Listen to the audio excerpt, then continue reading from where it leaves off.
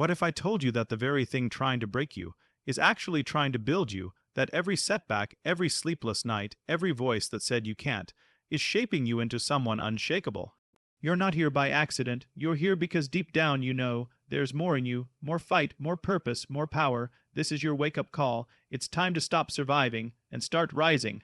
It's my pleasure to be here this evening to ask you to join together with me to welcome Les Brown for his third in a series of 4 classes. Les is one of the most inspiring motivational teachers in America today. When I heard him 3 years ago, it actually brought tears to my eyes, and I rushed one of my sons over afterward to introduce him to Les. My feeling was every young person in America needs to hear this man, because if you could start them out young learning the kinds of ideas that he can put across so beautifully, so enthusiastically, and so from the heart, it would change America. And I knew when he was here before, we'd be having him back again. You know how you just know some things, and so I'm just thrilled tonight to introduce to you Les Brown. Music, good evening, how you doing? Applause, I'll ask how you doing. I want you to say, better than good and better than most, how you doing? Applause, I know that's right. And sometimes even better than that, right. I'd like to just let you know I really appreciate the opportunity to share some time with you again. Would you give Lenore a round of applause, please? I'm very, very supportive of this ministry. I think that Jack Boland is ahead of his time, and the people here show a level of concern in terms of empowering people and helping them to develop the skills that are necessary to navigate through some of the treacherous waters of life. It's something that's very much needed. This evening, we're going to be looking at how to get unstuck. I think some of you know what I mean. Sometimes we have to ask ourselves, what's using my life? I heard a guy give a lecture one time that said, we are today what we were when. And he was talking about the fact that we, to a great extent, behave, think, react because of some previous experience that we've had.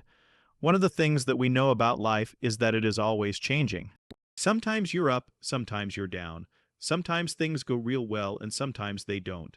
Sometimes you're happy and sometimes you're sad. Now that's that thing called life. And when we begin to understand and know that, accepting that reality, that we will never, ever have things just on an even keel all the time, you're going to have some ups and you're going to have some downs. But during those down moments, that's where the growth takes place.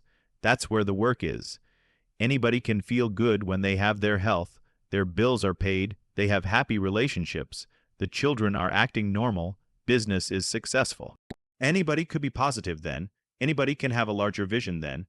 Anybody can have faith under those kinds of circumstances. Am I correct? But the real challenge of growth mentally, emotionally, and spiritually, comes when you get knocked down. Somebody said that adversity introduces a man to himself or a woman. How you handle it, that's where the growth takes place. When I was facing some challenges, I had a guy say something to me, and I suggest this is one of the first things that you want to do when you're facing a challenge and want to get unstuck. Evaluate where you are. Look at it, assess yourself, and assess the situation. What brought you there? What role did you play? Earl Nightingale had a saying I like. He said, all of us are self-made, but only the successful will admit it. What has brought you to this point? What did you learn from it? Are you learning anything, or are you doing it over and over and over again? Somebody said that insanity is doing the same thing in the same way, expecting a different outcome. Are you going through it, or are you growing through it? Are you bigger and better because of it? Because it's not going to leave you until you grow through it. I was going through a major challenge in my life that was wearing me out, that was using me. One of my students told me in a class that I was teaching, lessons in truth, she said, less until you handle it with grace, it will stay in your face. And it stayed there a long time, the challenges of life, how do we get stuck? A friend of mine went through a divorce, my best friend. He had a wife that did not love him as much as he loved her. It was his first real true love. He was a very religious man, did not believe in divorce. He made a mistake, and he paid for his mistake with a lot of pain, a lot of tears, and there came a point where he knew he should have gotten a divorce, but he was stuck. He was stuck in something called revenge. He said, she's made me so miserable, I'm going to pay her back. He was stuck, and he stayed in there longer than he should have because it began to attack him. It began to affect him psychologically. And as a result of that, when he eventually did get a divorce, he took that same attitude into other relationships, looking for something to go wrong. He was burned so badly, he did not want to risk pain again. He was going into relationships trying to avoid pain. When it became too close, he would do something to make sure the relationship did not work. He would always try and find something wrong with the person, because there are no perfect people. So if you look for it, you can find it. He was stuck in revenge, Another friend of mine was working on a job, loved the company very much, expected to retire there. And one day, they called him in the office, asked him for his badge and identification, told the security man to walk him to his desk, and told him he was fired, and he had to leave. He was devastated. If you came anywhere near him, he would tell you his story, as we all have stories. Even when he got a job, he went on the job telling anybody who would listen how they fired him unjustly. And he always ended with, "It wasn't fair." Life isn't fair. Life just is. It's not fair that birds eat worms, but they do. He was stuck in the fact that it's not fair. I don't deserve that. They were wrong. I used to be a state legislator in Columbus, Ohio. During the break, we used to go out on the front lawn of the Ohio legislature and the Capitol there and observe people as they came by. There was one particular person that all of us knew. The children, adults, everybody used to pick at him when he came by. We called him Chicken Man. He had a feather in his hat. He had a toy chicken on top of his car that he would drive around the area in downtown, blinking his lights and occasionally blowing his horn. When he got out of his car, he would walk downtown with a baby carriage with 2 little baby dolls in there and a picture of a woman. When you said something to him or came near him, you would hear him making the sounds of a chicken. All of us used to laugh at Chicken Man. We didn't know Chicken Man's story. Chicken Man woke up one morning around 3 a.m. and his house was on fire. He panicked. He got out of the window, left quickly, only to get outside and hear his children and his wife screaming for help. He ran back to the door to go in to save them, and the flames were too hot, too awesome. He tried to get in. He couldn't get in. He was desperate, frantic. Pretty soon the cries stopped. They perished in the fire. His brother-in-law came, found out that his sister had died and his nieces in the fire, grabbed Chicken Man and started beating him. "You chicken, why didn't you save my sister? You're a chicken, you're a chicken." When the people pulled him off Chicken Man, they picked him up and said, "Are you all right?" And Chicken Man looked at them and he started making the sounds of a chicken. He never, ever overcame that tragedy. He was stuck from that experience. None of us knew why Chicken Man walked with this picture and these little dolls. I remember when I was stuck in anger for a long time. I made a commitment to my adopted mother that I was going to purchase her home. I'll never forget the experience of working real hard to get the money for the down payment. Someone had told me of a beautiful home in an exclusive area of Miami. Went to see it, took my mother there, and she said, "Yes, I want it." It was on the water. We went to the closing. My attorney said, "Les, have you had a title search?" I said, "What's a title search?" "Well, we just take a couple of days to check it out and make sure there are no liens against the property that you might have to pay if you buy this home." The guy who was selling me the house said, "Listen, the only reason that I'm selling you this house and selling it at a loss is because I admire the fact that you want to purchase this house for your mother. I have another guy who will give me substantially more money, but I like you, and I've got to get back to Philadelphia now. If we cannot consummate this deal now, then the deal is off." I said, "There are no liens against the property." He said, "No, of course not." I looked at my attorney. I said, "I believe him. I'll sign." She said, "Mr. Brown, I'm not questioning his honesty." She said, "But business is business." I signed that contract, and we had a big celebration. Everybody in the neighborhood was talking about Leslie coming home. One of the twins that Mamie adopted, buying her a home. Child, isn't that nice? God is going to bless him. A few weeks later, I received a registered letter indicating that the house was going up for sheriff's sale on the courthouse steps. A man had filed a $12,000 lien against the property because the previous owner owed him that money. If I did not come up with $12,000 in 30 days, he was going to sell the house to the highest bidder. Those things that you know that work for you after you have evaluated yourself from the situation.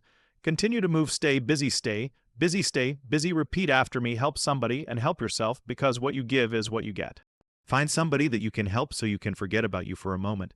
See, sometimes the best thing to do is to be.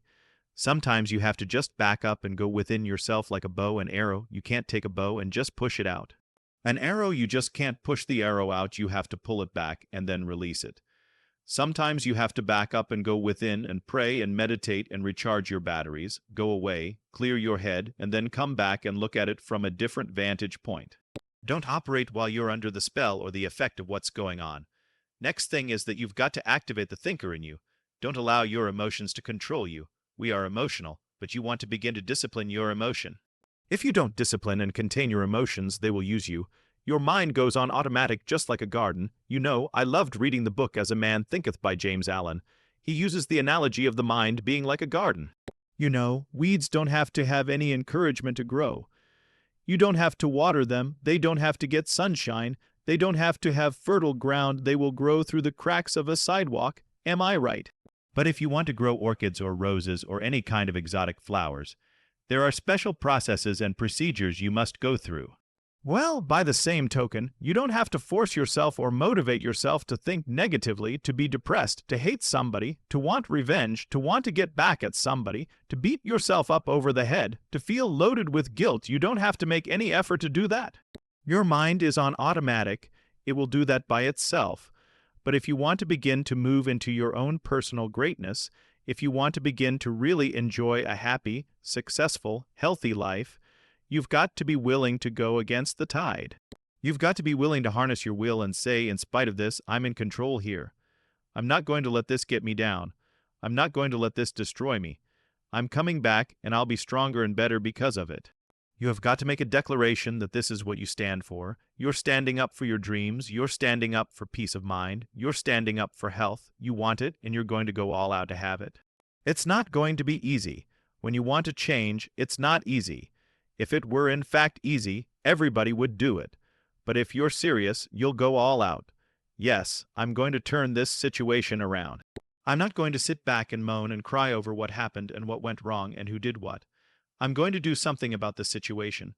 The next thing that is important is that expect things to get better for you because they are. You're not what is whatever experience you're having right now. It has not come to stay. It has come to pass. Not to stay, just to pass. It's just going through. The biggest challenge is to know what's happening. This is a part of this thing we call life. This too shall pass, and maintaining perspective, putting it in perspective. I was doing a training at a college. It was a 2-day training during orientation. And in the training that I provide, I'm a motivational speaker, but I conduct processes and personal dynamics where people begin to go through changes that stimulate the right and left hemisphere of the brain, enable them to see themselves differently. I conducted this particular simulation with these young kids, 17 and 18 years of age, so that they would begin to see how they make decisions, how they would survive. In this particular simulation process we gave them, we had them to do it individually and then collectively. Over 30% of them wrote down as their first option in order to survive, they would commit suicide. First thing they wrote down, suicide among young people has increased 300%. Over 500 will successfully take their lives this year. Why did they do that? They fasted. I was so shocked. I said, what do you mean? Well, at least we would not suffer. And then they had the nerve to write down all of the other things they were going to do after they committed suicide.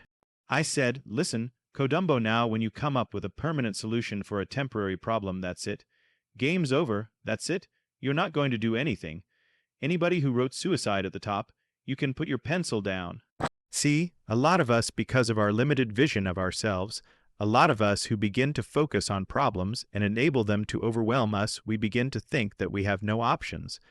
We begin to believe that there's no way out. Repeat after me, there's always a way. Where there's a will, there's a way. Shake somebody's hand on your right and left and say, I'm unstoppable. You've got to make those kinds of declarations to yourself. I'm unstoppable. This will not get me down, and if I get knocked down, I'm going to be like Leo Pascal, who said, you're going to have some low moments in life, but when you do, you will have high lows. Bring your work on yourself. What are some of those things that you can do during this period of time? Go for walks. Do some things for you. Just go for a stroll so you can engage in some reflective thinking on life, on yourself, looking and enjoying the universe, smelling the roses along the way. Listen to upbeat music that inspires you. I have oldies but goodies. I have strategies that I engage in to recharge my batteries. I'm preparing for that because I know things are going to happen that I cannot anticipate. A very good friend of mine died the other day. I had a program for myself. I have books that I read that inspire me, tapes that I listen to that fire me up. Because you're going to have sometimes low moments when you won't want to get out of bed, you just want to stay there. At times you won't want to come out the house. At times you'll be feeling bad and don't know why. What's wrong? I don't know, just leave me alone. Why did that happen? I don't know. It's called life. The other thing is, take full responsibility for your life. Accept where you are and the responsibility that you're going to take yourself where you want to go. Someone said we have two primary choices in life. We can either accept conditions as they exist, or we can take the responsibility to change them. See, a lot of people want to exempt themselves from taking responsibility. All they want to do is talk about the problem. Every time you see them, they'll tell you their story over and over and over and over again. No, you want to take responsibility for your life. I got me here. I can get me out of this, and I'm getting out. I'm not going to be a volunteer victim. George Bernard Shaw said there are two kinds of people in life: those that make things happen, those that watch things happen, and those that don't know what happened. And he said the people that get along in this life look around for the circumstances that they want, and if they can't find them, they make them. They create them. So part of beginning to get unstuck, you've got to decide that the behavior pattern that you have adopted doesn't work for you. You've got to change your strategies, and changing your strategy means reinventing your life, recreating you, and you have the power to do that. You can decide that you're going to change, that you're not going to be a wimp. You can decide that you're going to stand up to life. You can decide that I'm going to live each day as if it were my last. You have the power to make that decision. You can decide, I'm going to work on myself and develop myself. I'm going to empower me. And all of these things that are happening to me right now, they're just temporary inconveniences. They're not stronger than I am. I'm in charge here. You are not your past. You are not your pain. You are not what broke you. You are what you decide to become from it. Life didn't choose you to go through all this because you were weak. It chose you because it knew you had the fire to rise. So stand tall, reclaim your power, speak life into your own future, because the comeback is always stronger than the setback, and your story, it's just getting started.